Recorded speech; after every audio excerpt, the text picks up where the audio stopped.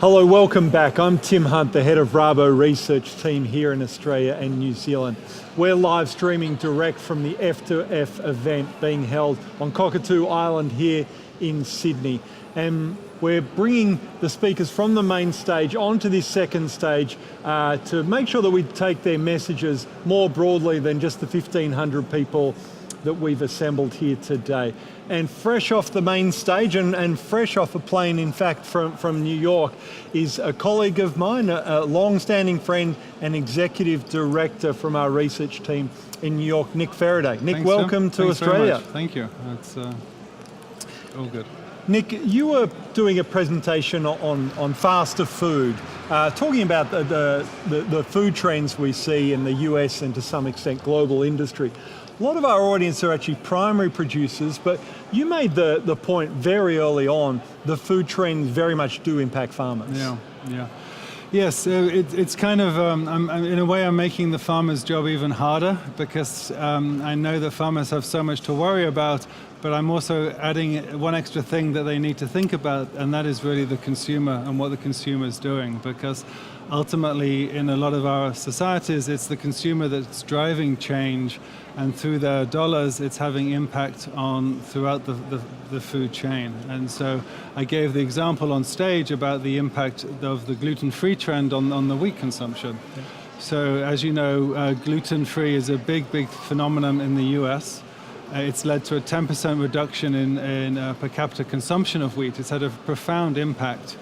And this leads to real-world implications for farmers in terms of how they're going to sell their crops.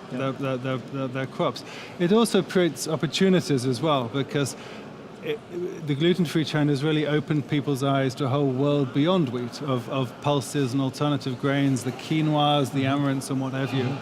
And as we know, a lot of farmers are, like everyone, are searching for value addition. They're looking for higher value crops.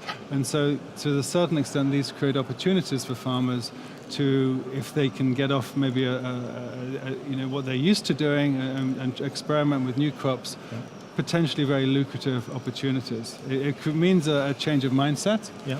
And I'm not saying it's easy, but these are opportunities that some of these trends present. Okay, so you made some very important points already. One, that the consumer trends do matter to the farmers.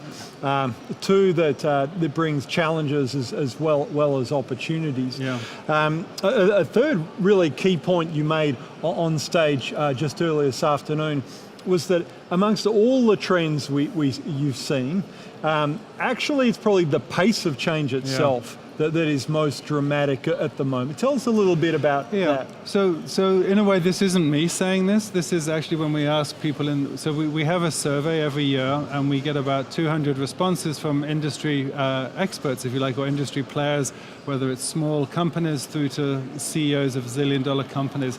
And a consistent theme we've had all 4 years is this pace of change, where people traditionally think of food as very slow-moving and not much happening and not getting the type of disruption that we see in other industries. And that all seems to have unraveled in recent years. And so, we hear from CEOs that, when they look back 5 years ago, the amount of change that the industry has gone through has really impacted them, and they're struggling to respond. And how that's not just happening, and again I made the point on stage, it's not happening like consumers now want vanilla ice cream as opposed to strawberry or even turmeric or green tea. It's changes at every different stage of the industry. And why is that? Is it a society that's changing? Is it the technology changes that allow this to happen? And it's a whole host of those factors. Yep. So let's run through a few of those changes that are happening rapidly. You've talked about some of the ones we're more familiar with in terms of convenience, health and wellness, snacking, but also fairly rapid changes in pressures or consumer expectations around trust, personalization, food as medicine, and upcycling. Yeah. So that's a long list, right? I mean, I think what's interesting is consumers are certainly showing more interest in their food than they have done in the past. And this goes well beyond just looking at the ingredients. And so the thing that we hear back from the readers from the survey is that consumers are looking for brands that really talk to them and share their values. And this comes down to a basic thing about trust. Like, do I trust these companies to make the type of food that represents my values and that I trust that it's safe? And this comes to the heart of it, where we've for a number of different reasons, we've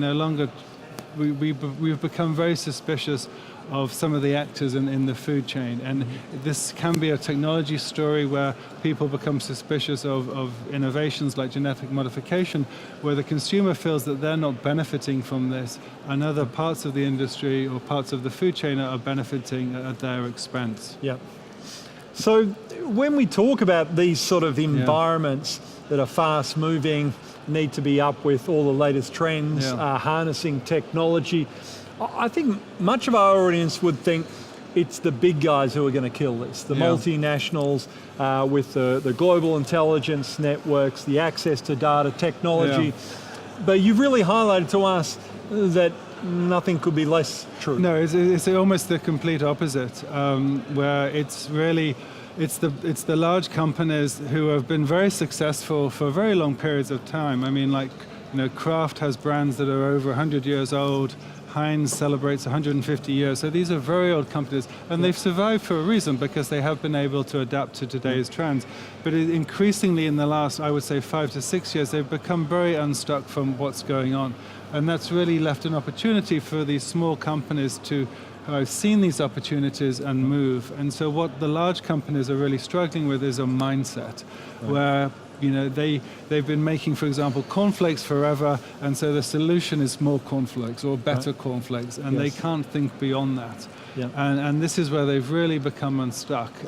And I think it's actually afflicting maybe the American companies more than, say, the European companies who have caught up and became to change. Yep. But it's still surprising, and this is what's surprising to the readership of this, the people who get involved in the survey, that we've been talking about this for quite a while now, and there's still no clear path forward for a lot of these companies. Yep. And Nick, one thing that I found very interesting with a positive angle coming out of it is you talked about the relationship between consumers and their consumption of food and technology starting to change a bit. Sure. Tell us a little bit about what your message was there. Yeah, well, I think very briefly, because I think we may be running out of time. I think for the longest time there's been this mistrust of technology and food, and people have become suspicious of whether it's safe or whether the benefits are accruing to them. But now that people are talking about technology in terms that will benefit them, where they can see the benefits for themselves, whether it's in terms of reduced calories or less sweetness or whatever, then I think people are starting to warm up to it, or appreciating the value that technology brings to their other parts of their life and beginning to welcome it back into food. Yeah. So if we pitch technology the right way, harness it for good, not evil, consumers will accept it, you think? Yes, I think help explain what the benefits are to them and how they accrue to them. Yeah, for sure. Wonderful. Yes. Thank you. Nick, thank you very much for joining us here today at F2F and on live stream. Thank you. Bye for now.